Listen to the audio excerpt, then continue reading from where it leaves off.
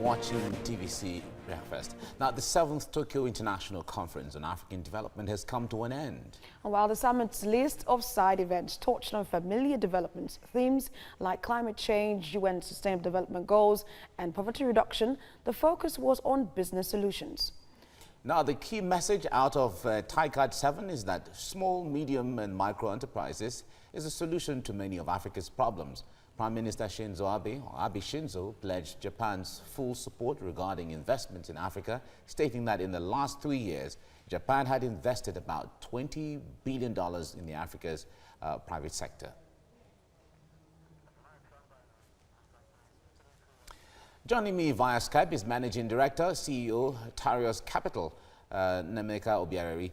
Nemeka, it's good to have you join me this morning. I know you've been following the conference in Tokyo where the Nigerian president, alongside about 19 other African presidents and heads of governments were there.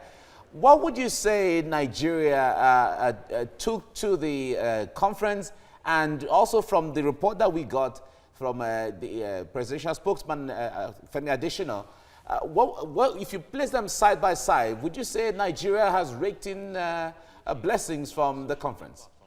Using your mobile device browser. This is not the first time Nigeria have attended this Tokyo conference for African development. And of course, you know, these conferences are just part of the scramble for Africa by Asians and the Western countries. Of course, the Chinese have their own program. Americans are also positioning to scramble for Africa. Like you rightly pointed out, Africa is the next frontier. Africa ticks the right boxes for every design investor in the private sector, especially the Western world, to tick into. But the question we must ask ourselves, beyond the rhetorics, are we ready to receive the investments in Africa?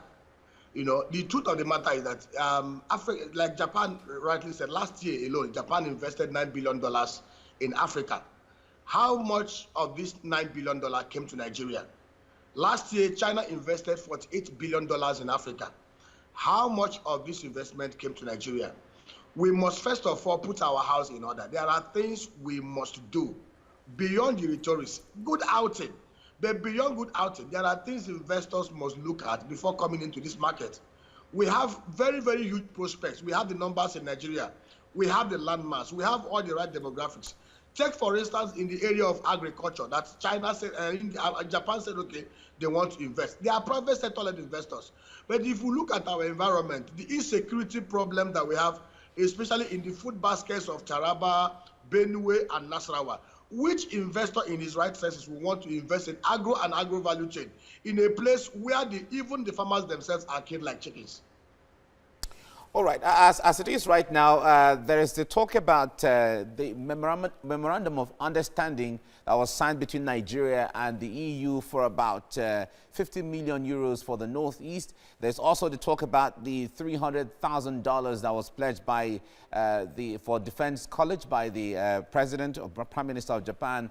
There's also the pledge of about 12 million yen for the health sector. How much can all of this, how far can all of these go in helping the challenges Nigeria is going through right now? Mike, it's just like pouring a teacup of water into the Atlantic Ocean. Our challenges are beyond aids and grants. Just like one professor in Kenya said, most of these conferences are beggarly meetings, and which I don't think Africa does not need aids and grants and such little tips to survive. Africa ticks the right investment boxes if we do the right things. I will see 50 million euro for the Northeast. Northeast has been devastated over the last 8 years.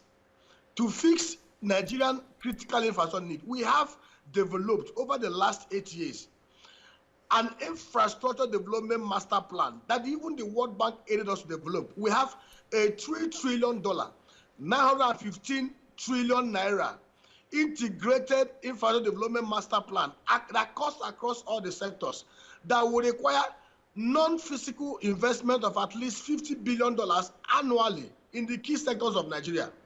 What are we doing in our own environment domestically to put in all the required things that will bring the investors to come in? Electricity, security, infrastructure, transportation, everything. We saw the issue that we have with the $9 billion judgment debt that is against Nigeria today.